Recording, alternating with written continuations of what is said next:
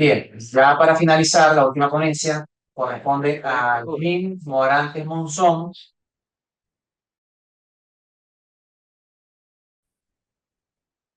quien es de la Universidad de los Andes, especialista en Derecho Procesal Civil de la Universidad de Santa María, especialista en Derecho Mercantil de la ULA, magíster esencial en Ciencias Políticas con el CEPSAL ULA, actualmente es doctorante en Ciencias Políticas con la Universidad de los Andes y a su vez es representante de los egresados en el Consejo Universitario de la ULA. El siguiente tema que nos va a abordar el doctor Jim es básicamente algo de epistemología jurídica, que por cierto es bastante interesante, y lo invito para que por favor nos acompañe y nos...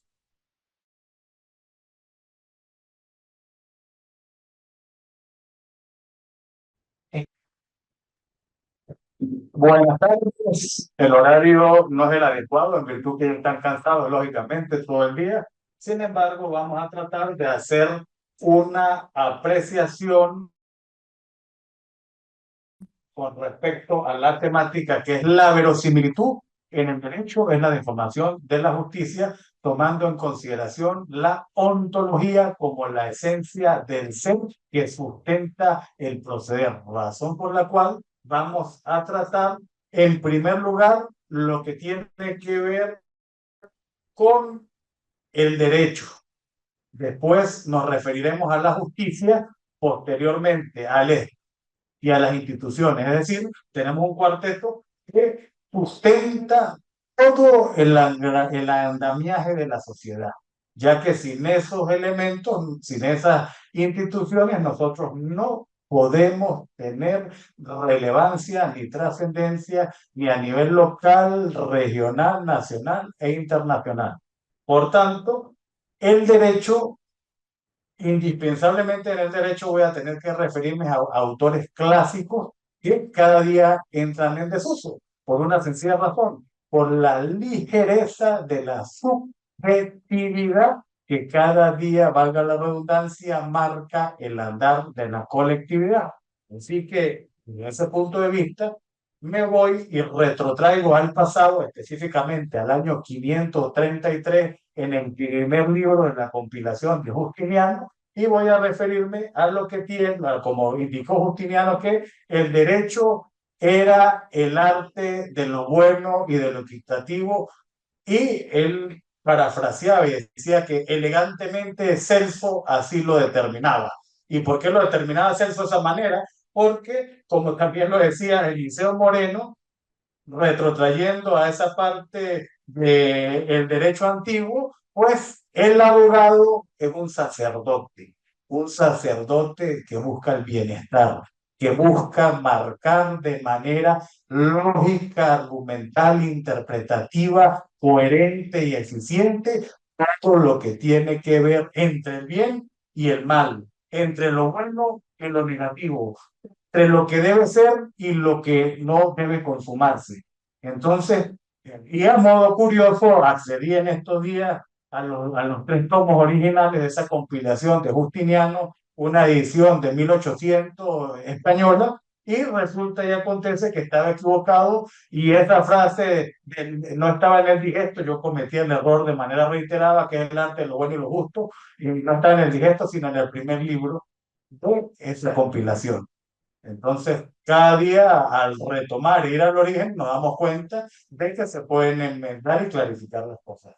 De igual manera, estando en el primer piso de la ontología del derecho, vemos cómo Kelsen estableció que el derecho es abstracto, pero como es abstracto, también es estático y es dinámico.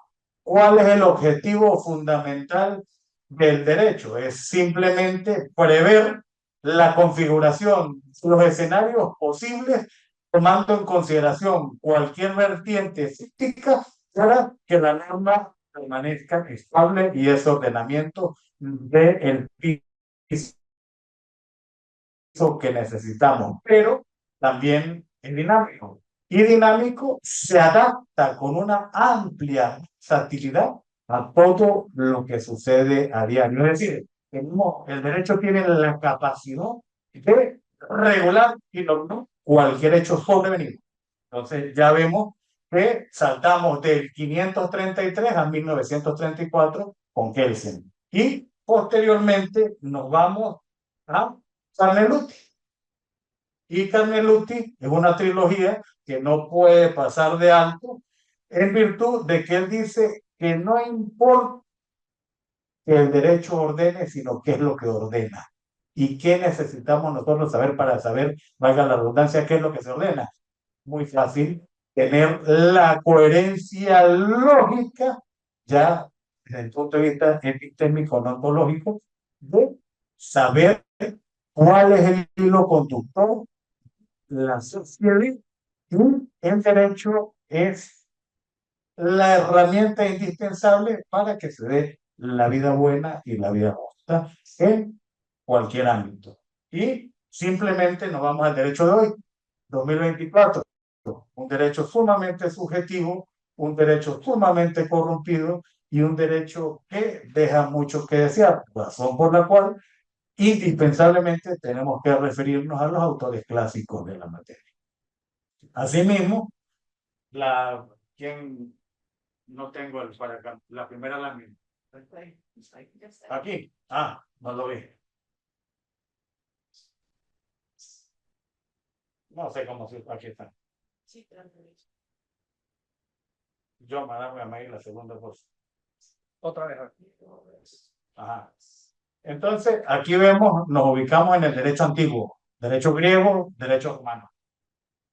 Vetus ad bonum jus.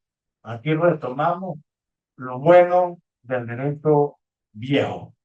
¿Por qué es lo bueno del derecho viejo? Porque es un derecho que nos nutre de los principios y de los valores rectores que van a regir la norma a partir de allí. Seguimos con, y tiene una trilogía que es la fuente confiable, el instrumento preciso y el escenario conferido. Uno se interrelaciona con el otro y ninguno puede actuar sin el otro. Mihi res ex dabo tibi jus. Dame los hechos y te doy el derecho. La diosa de la justicia. Apareció en primera vez en Grecia, posteriormente Justina en Roma, y allí vemos que me entregas los hechos con la mano izquierda y con la mano derecha te doy el derecho.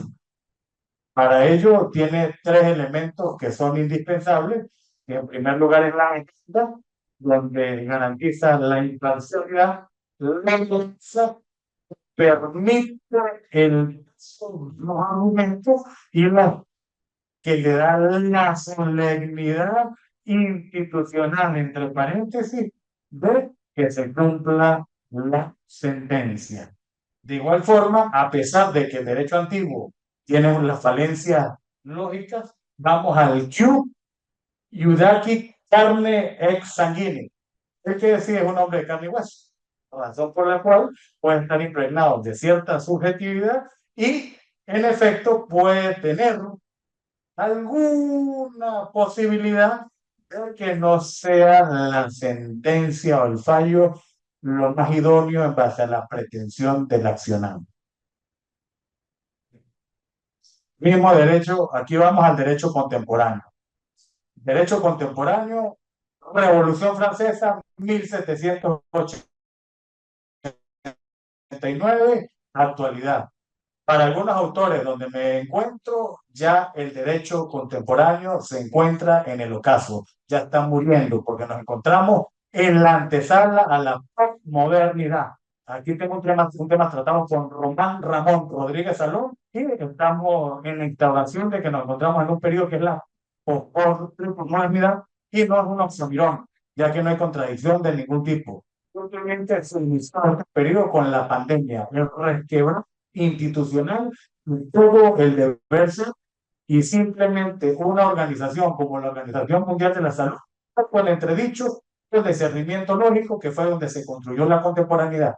¿Quién no valía si usted era médico, si era académico y se quería inyectar o no se quería inyectar? Si estaba varado en cualquier país o quería viajar, si no se inyectaba, no podía viajar. Así de sencillo. Ahí no valía capacidad de discernimiento alguna. Por ese motivo, ya vamos encaminados a una posmodernidad.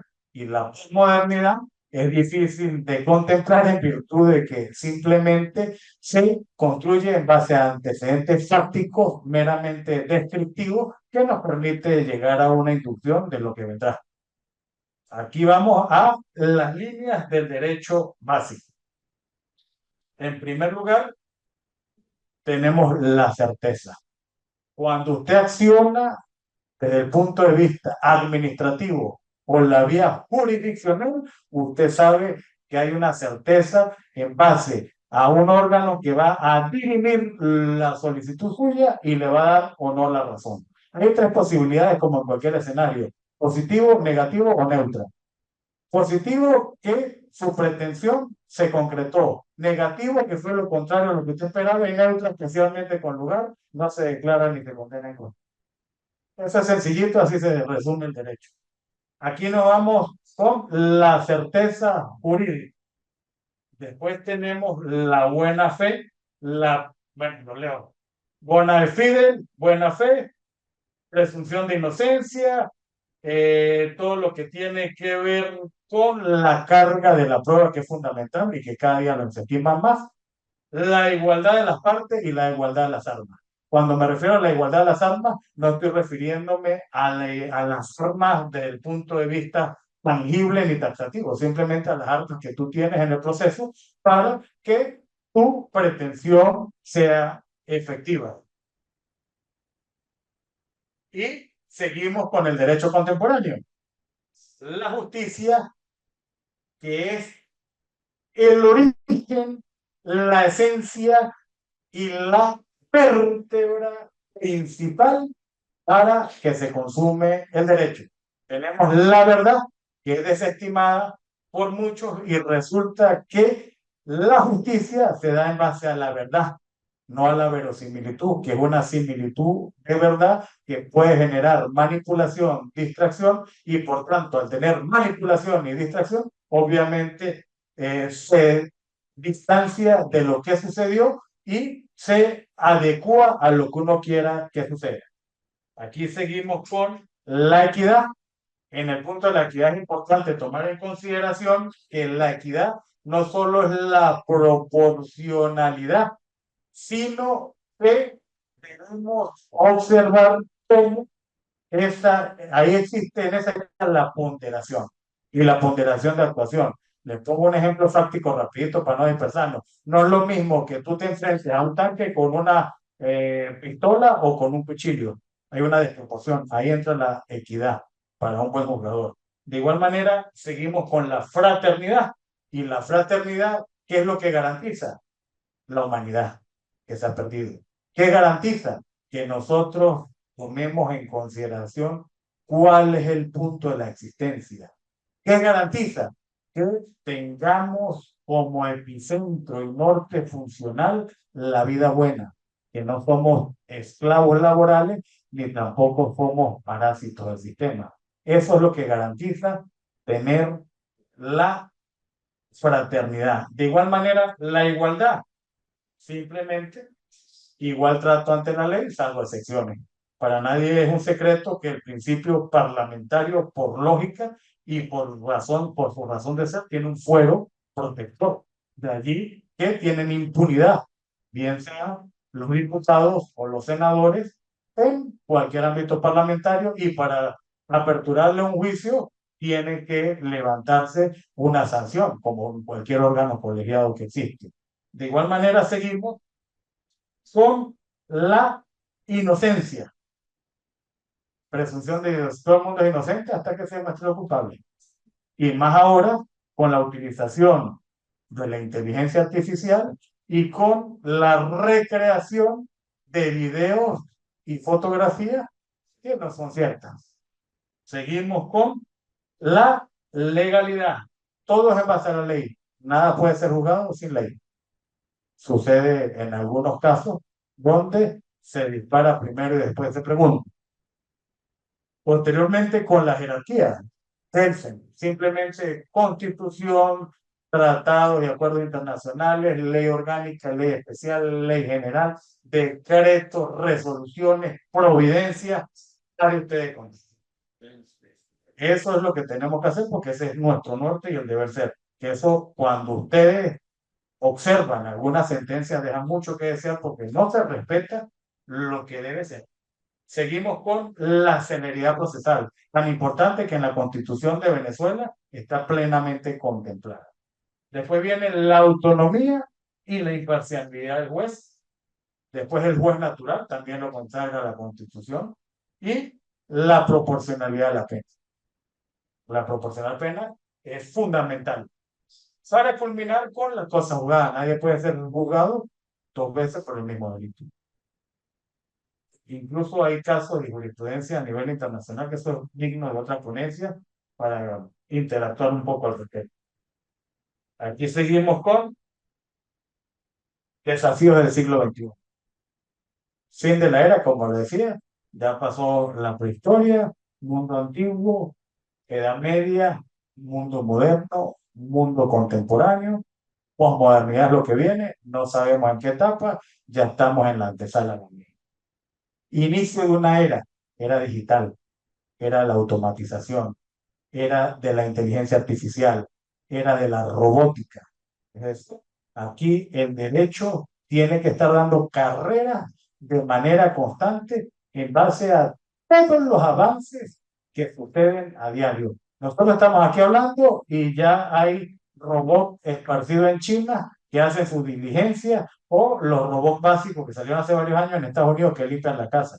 Lo que tienen que tomar o hay que tomar en consideración es si esa memoria está conectada a la red, no te está robando toda tu privacidad y después esa privacidad puede ser manipulada o no puede ser manipulada. Hay que tomar en cuenta algunos factores. Igual que la inteligencia artificial. La inteligencia artificial simple y llanamente es el algoritmo que se vale de la información que está en la red. Pero esa inteligencia artificial en la primera etapa cumple su función. Viene la segunda etapa que le pasa exactamente lo mismo que el capital, la reabsorción de la inteligencia artificial. Ya ella empieza a producir resultados en base a los mismos conceptos que se originó en una segunda etapa. Y la segunda etapa o la segunda generación es los resultados de la definición que ella misma dio. Entonces, habría que ver hasta qué punto la legislación va a seguir favoreciendo ese tipo de actividad y si la vulnerabilidad de la humanidad sigue estando afectada, porque lo que viene es la deshumanización. Eso es clarito. Seguimos con el dogma instituido y hasta ahora es Deus es Rex, o según los textos antiguos, Deus es Rey. Dios es el Rey. ¿Por qué? Porque tenemos el principio de lo bueno y lo malo. Hasta ahora es así. Y el paradigma consagrado, que es la división de los poderes. Al haber una división de los poderes, hay autonomía e independencia poderativa y ellos pueden hacer y actuar de manera convincente en cada uno de los escenarios y de las situaciones que se presentan. Aquí, lógicamente, no se puede obviar las tecnologías de la información y de la comunicación porque desmedidamente abarcan nuestra instancia y tampoco se puede obviar todo lo relacionado a el contrapeso. Tenemos la Constitución que en teoría hasta ahora es lo que garantiza el deber ser en la sociedad. Sin embargo, ya observamos no solo en Venezuela, sino a nivel global, como los monopolios, los oligopolios y las grandes transnacionales simplemente son los que determinan qué es lo que hay que hacer y cómo hay que hacerlo. Es decir, la ley se adapta a su voluntad y no a la voluntad de la sociedad ni del común denominador. Y seguimos con lo que decía anteriormente, los hechos desbordan al derecho, una realidad artificial y una realidad artificiosa. La artificiosa es simplemente verosimilitud, apariencia de que es lo correcto cuando no lo es. ¿Qué sucede en la práctica? Contratos de adhesión. Ya el código napoleónico y los códigos se están quedando en desuso. Ley de arbitraje comercial, y eso lo aplicamos aquí. Nosotros, cada vez que yo redacto un contrato, me voy a la Cámara de Comercio. Por una sencilla razón, no voy a perder 1 ni 2 años en el Tribunal Civil. No voy a estar en una fase de celeridad cuando me buscan para dilatar el procedimiento, me nombran, primero no se dejan citar, después entonces viene la notificación, después de la notificación viene todo lo inherente a que me nombran a un defensor judicial a la contraparte. Después que nombran al defensor judicial, cuando llega el momento de la contestación, llega y se aparece con el apoderado judicial. Después viene la contestación, después viene la promoción, después la evacuación de pruebas. Después, si hay una incidencia probatoria, me va para el superior y me tarda varios meses. Después llega la observación de informes, después a los informes y después 60 días para sentenciar en teoría y las diligencias continuas que tú realizas. Y si tú no activas en un año, te aplica el tribunal la aprehensión. Cuando no es inherente a la sino a la administración. Conclusión, yo me voy a la Cámara de Comercio. Y eso es lo que se aplica. Pero en la Cámara de Comercio, admisión. Y eso va a derogar progresivamente y, por supuesto, costo, pero nos sale mucho mejor porque se dirime rápidamente. Es una cosa que es efectiva. Eso lo aplico principalmente en toda la parte comercial. Seguimos con leyes exclusivas y excluyentes. Hay una discrecionalidad y arbitrariedad funcionarial. Para nadie es un secreto. A usted va a pedir un expediente y no se lo dan. Y si usted pide constancia, esa constancia en el libro, llaman a la policía, pero que la llamen porque el libro de préstamos del tribunal es para los abogados, no para la institución. Si usted pide reiteradamente, anoten este dato que es gratis, no lo estoy cobrando, un expediente y se lo niegan, usted pide el libro y pone constancia. El día de hoy, a tal hora solicité el expediente y me lo negaron. Ese libro es para dejar esa constancia. ¿Se lo pueden llevar preso por arbitrariedad? Sí. ¿De deber ser? No. ¿Le corresponde defender su derecho? Sí. Esa es la función nuestra cuando se litiga y cuando se ejerce. Seguimos con corrupción e impunidad y aquí vamos con autoritas legem no veritas facit. Simplemente la autoridad hace la ley, no la verdad. Entonces, como vemos que la autoridad es el que tiene la potestad, pues ellos son los que hacen la ley. Disculpen que sea un poco crudo, pero esa es la realidad. Aquí venimos simplemente a describir lo que sucede prácticamente con algunos elementos que son indispensables tomar como la doctrina. Y lógicamente vamos al segundo punto, la justicia. La justicia es la esencia del derecho y para que se concrete, nosotros debemos tomar en consideración todo lo que suscitó, las pruebas y los hechos alegados, los argumentos, la interpretación. Tres ejemplos voy a colocar. El primero, la apología de Sócrates. Nos vamos al 387 a.C., cuando Platón narró el juicio, porque Sócrates no dejó obra escrita, Platón sí, que fue uno de sus discípulos. Y allí ese juicio, pues, era una injusticia porque a Sócrates se le acusaba de subversivo y de tener que ver con la manipulación de la juventud. Como Sócrates era sumamente conocido y sumamente famoso, tenía miembros del jurado a los cuales le tenían respeto a él por su condición de ser. Fue un juicio sumamente largo, agotador, y él hacía hincapié de que no actuaran de acorde a la clemencia, sino a la norma. Y en la norma se estipulaba de manera clara, en base a cómo se acusaba, que él era culpable. Sin embargo, el jurado le dio dos opciones: o se retracta públicamente, o va a ser condenado a la muerte. ¿Qué prefirió él? En base a sus valores éticos, por encima de todo, que le dieran cicuta, una planta con la cual lo envenenaron. Entonces, gracias a esta gran injusticia, Sócrates fue reivindicado a nivel no solo global, sino a nivel de prácticamente la inmortalidad a la época contemporánea. Cuando borren nuestra historia, allí ya no será recordado, porque esa es otra etapa que viene, que van a borrar nuestra historia contemporánea. Y aquí vamos también con el segundo caso, que es un caso todo lo contrario, reivindicativo, un caso de la esencia pura del amor. Al rey Salomón, en la Sagrada Escritura, en Reyes, establece cuando llega mujeres peleando el hijo vivo que quedaba y un muerto que ya no estaba. Y para abreviarles el cuento, simplemente Salomón mandó a buscar su espada. Cuando fue, dijo, tengan la espada para picarla por la mitad. La verdadera madre dijo, no, ella es su madre. Y la otra dijo, pues píquelo por la mitad, pues ni para ti ni para mí. Ahí él se dio cuenta de que la madre era la que se dio su pretensión y por tanto ahí se configuró un acto de justicia. Vemos el primer acto de justicia, el segundo acto de justicia. De igual manera, también tratamos cómo Ulpiano establece que la justicia es la constante y perpetua voluntad de dar a cada quien lo suyo. Y los principios del derecho son vivir honradamente, no hacer daño a otro y tener la posibilidad de dar a cada quien lo suyo. Eso también no está en el digesto, sino en el primer libro. Tenía la confusión reiterada que era en el digesto que se encontraba.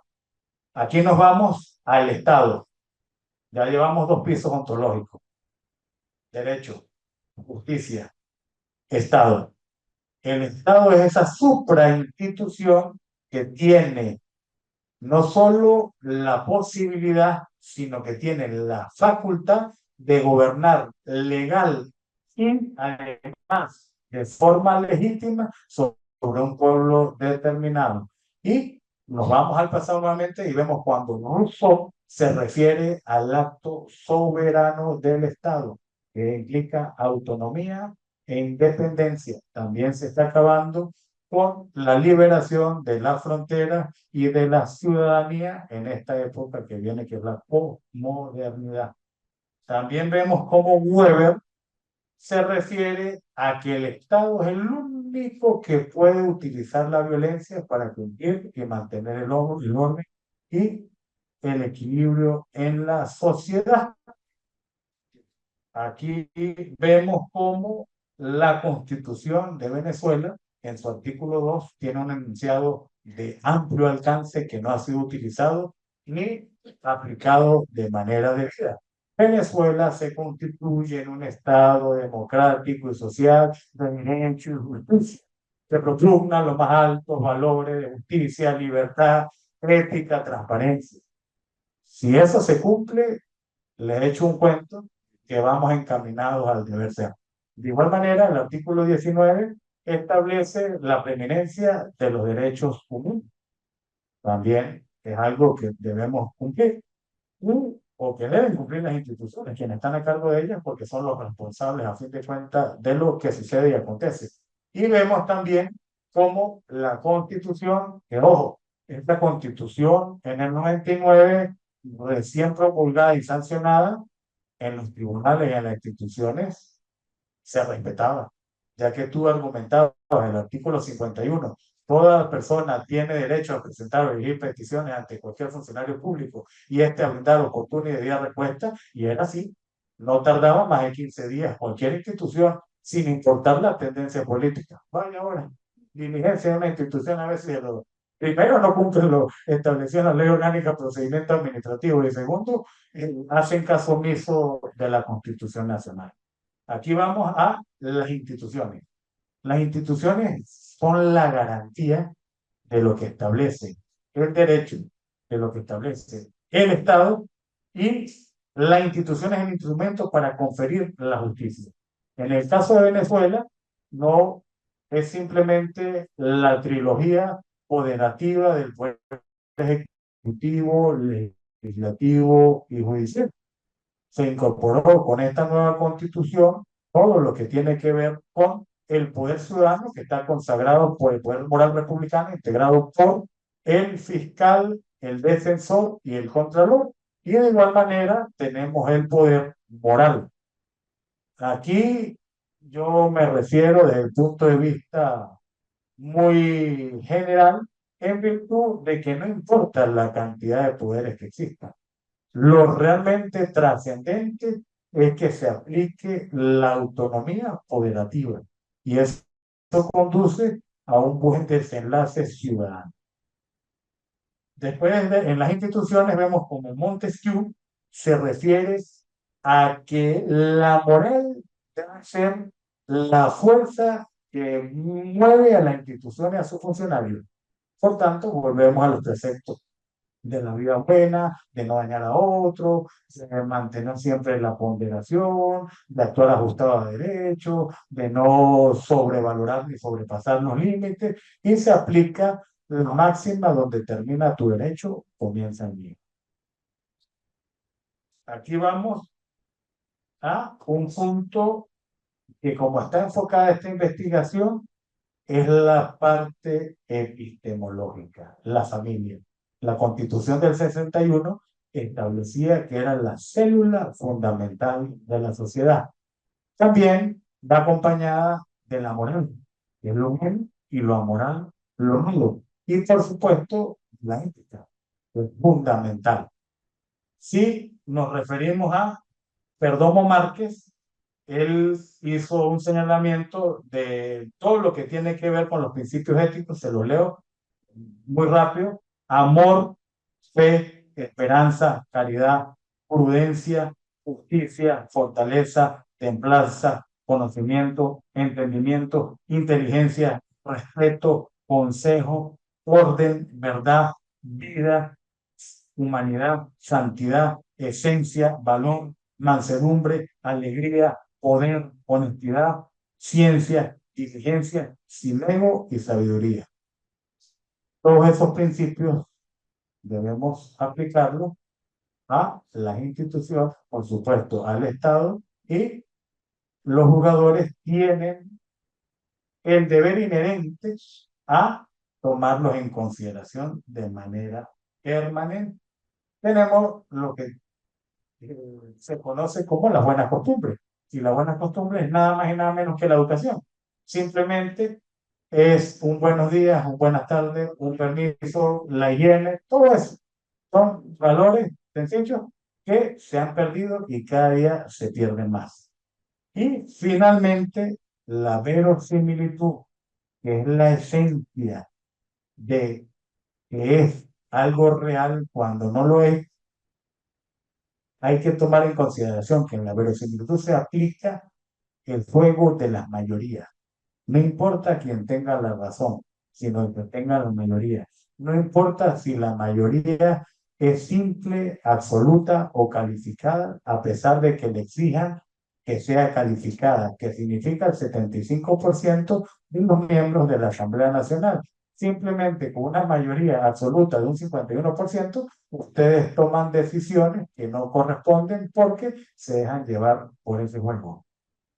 20 minutos exactos, hay muchos temas por discutir. Tenemos que hablar de la cosificación del ser humano, tenemos que hablar de la prefabricación de la realidad o la preprogramación de la realidad, tenemos que hablar de la fundación, tenemos que hablar de la perfección de Kant, tenemos que hablar de la autoperfección y tenemos que hablar de lo que implica llevar al ser humano a un simple que no tiene uso ni ponderación, sino es parte de la reabsorción del capital.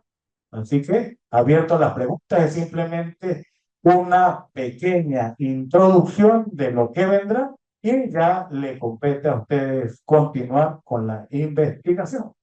Muchas gracias.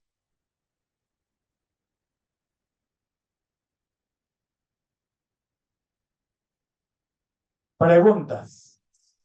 Muy buenas tardes. Buenas tardes. Hay una situación que usted puso y siento una preocupación después del 20 de enero del 2025. Ujú. Que No, Estados Unidos, se refiere. 20 de enero de 2025, cuando toma posesión, No. que él en su gabinete nombra a dos multimillonarios, que le poderosos, A vos y el otro. y a Elon Musk y a Harry Trump. Esos personajes están para hacer cambios en la consistencia de la economía norteamericana, pero eso implica también en la economía mundial. ¿Qué va a suceder con las diferentes constituciones a nivel mundial cuando lo que prevalece es lo que ellos van a hacer en ese momento? tanto en lo económico como en lo político como en lo social. Eso también va a traer colación a nuestro país. Bueno, pero ahora no va a suceder nada, ya que simplemente son experimentos que se encuentran en una fase inicial donde el nuevo orden mundial está estableciendo los parámetros de actuación. Y no va a suceder nada por una sencilla razón. Para que algo suceda, tiene que dejar de existir la democracia. Y al sustituirse la democracia por un nuevo sistema que es el del capital, como lo quieran llamar, meritocracia o la forma que le quieran dar, cuando eso sucede y se instaure, ahí sí, díganle adiós a los derechos humanos y adiós a la ciudadanía. Por el contrario, simplemente es lo mismo que sucede en el arco minero. Pongan ustedes de quién es la bandera o la mayoría de la bandera que interviene en el arco minero y después que investiguen me dan la respuesta si son los rusos, China o Irán. Y ahí, igual que cuando lo que sucede con la Guayana Esequiba, con la extracción en la técnica que le dicen el pitillo, a ver si nosotros tenemos petróleo. ¿Y quién es el que extrae petróleo en la Guayana Esequiba? Verosimilitud, no va a pasar nada. Simplemente apariencia para conquistar en otro ambiente o en otros contextos, como en el sector armamentista, que sí viene un repunte considerable.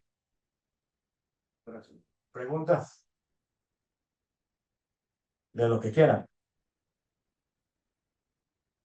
Claro, en el contexto, lógicamente. Pero Ajá. me llamó la atención donde usted dice al principio que el plan fe, confianza, porque normalmente nosotros estamos estudiando y pues ese vocabulario casi no lo usamos, no lo practicamos. Lógico, es que esa es la intención del nuevo orden mundial. Deshumanizar en base a la ignorancia. Y cuando hay ignorancia, simplemente tú te ocupas, me disculpa la expresión, de mirarte el ombligo. Simplemente de vanidad, soberbia y egoísmo. Todo lo contrario a los preceptos del derecho bueno. Escuchándolo, ¿no? Y tiene mucho la atención porque dice que la ley es dura, pero es la ley, ¿no? Ajá. Lex dure lex. Ajá. Entonces, me preocupó dos cosas a nivel de la ley, de la justicia y el ciberavance. Porque hay dos contradicciones de tiempos que pudiesen interceder en la extracción del derecho. Pudiese suprimir parte de lo que es el derecho y las leyes, de lo que viene escuchando la parte contemporánea, el derecho romano, y cómo va avanzando la tecnología en virtud de esto. La inteligencia artificial tiene elementos que pudiese ser de convicción a la hora de un juicio oral. Es importante esto acá, y lo dije anteriormente, y tiene una unión de lo que es la inteligencia artificial con los juicios orales y cómo la inteligencia artificial ha ampliado por su aspecto en la influencia, en la determinación de algunos juicios. ¿Cómo pudiesen interlazar la parte contemporánea con la inteligencia artificial para estos juicios orales que están muy de moda en las redes sociales? Es decir, por ejemplo, a las 12 del día en México, Chile y Venezuela va a haber una conferencia oral sobre la inteligencia artificial en el ámbito jurídico. Por ejemplo, cómo entre esta interacción entre el derecho romano contemporáneo, ¿qué pudiese estar ahí influyendo en este tipo de redes sociales? ¿Quiere respuesta corta o larga? ¿Cuál? Regulación. Regulas, no pasa nada. Bueno, ha sido un placer. Los invito a leer algunos artículos, ambivalencia, estrategia o distorsiones de regula, y hay varios artículos más que pueden ser de utilidad. Muchas gracias.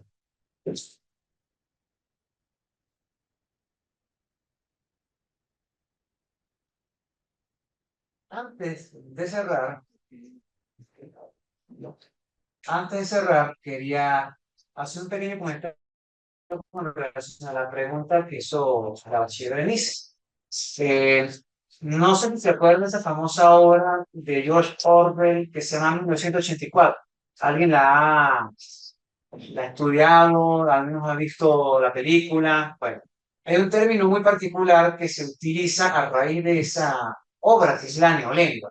de cómo a raíz de ciertos términos se buscan falsear los actuales por unos nuevos para cambiar el significado y con esa manera conseguir sumisión y, por supuesto, dominación. Esa es una estrategia de dominación bastante efectiva que se ha utilizado en regímenes totalitarios, como por ejemplo la Unión Soviética. Por ejemplo, se hablaba de un ministerio de la felicidad, pero ¿cómo se come eso ministerio de la felicidad? Van a castigar al que está infeliz, al que está bravo, al que está molesto. Son cosas que de repente uno se pregunta a nivel de estrategia organizativa y de política pública. ¿Con qué se come eso? Pero es una estrategia y se manejó y nunca se entendió de alguna manera cómo se aplicó, pero viene un poco relacionado con eso. Por ejemplo, al bueno se dice que es malo y al malo que es bueno. Entonces se busca un poco con las palabras también. ¿Me explico? Entonces, está el término de la distorsión y esa ambivalencia jurídica con los términos, especialmente porque tienden a ser o tener contenidos reguladores un tanto difusos, ambiguos, difíciles de precisar con suma exactitud, ¿no? Entonces, de repente lo que es justo para unos no es justo para otros. El bien para un grupo no es bien para el otro, de repente es bien para ambos, pero de repente en mayor medida para uno que para otro, y entonces queda un poco distorsionada la equidad en cuanto a lo que le corresponde a cada quien, pues. Entonces, es todo un temazo que se puede manejar con el tema precisamente de la ambivalencia con los términos, los conceptos jurídicos, y mucho más a raíz de esa obra de George Orwell, que por supuesto les recomiendo que la estudien. Cualquier cosa se pueden comunicar conmigo, la tengo en la biblioteca digital, se la puedo dar. Muy buen libro. La Rebelión de la Granja también es muy buena también para entender un poco cómo funcionan los regímenes totalitarios. Y bueno, en fin. Ya con esto cerramos, por supuesto, nuestra jornada de hoy, esperando, por supuesto, decirles que el próximo año vamos a celebrar otra, de Derecho Público también. Para julio se esperan las segundas de Derecho Procesal, van a ser 2 por año. Y bueno, de verdad que bastante agradecido, primero, con los ponentes. Gracias por aceptar la invitación. Gracias por el público en general, por su asistencia, por sus inquietudes, por sus interrogantes, por sus preguntas, por su tiempo de venir para acá. Sé que muchos tenían clases, obligaciones laborales, profesionales, incluso en el hogar, pero hice un tiempito para estar acá. No tenían que estar desde el comienzo, pero con que estuvieran por lo menos una o dos ponencias, pues es suficiente porque es un poco como el aprecio y la gratitud por quien se para aquí, de un tiempo para prepararle un material para que ustedes aprendan, se formen, se capaciten. Y en fin, de verdad me encuentro bastante contento. Quiero agradecer al público que todavía permanece aquí. Ya son casi la 1 de la tarde. Ya pega un poco la hora de comer y descansar y dedicarnos de repente a nuestro segundo o tercer trabajo, porque aquí todos tenemos 2 o 3 trabajos. Y de verdad, bueno, quería decir para cerrar que esto que se hizo el día de hoy, como de costumbre, ha sido grabado, será editado, será colgado en la cuenta de YouTube de nuestro grupo investigativo y también será colocado en la cuenta de Instagram, donde por supuesto pueden seguirnos con los contenidos que podamos colocar de manera diaria. Muchísimas gracias y gracias por la apertura.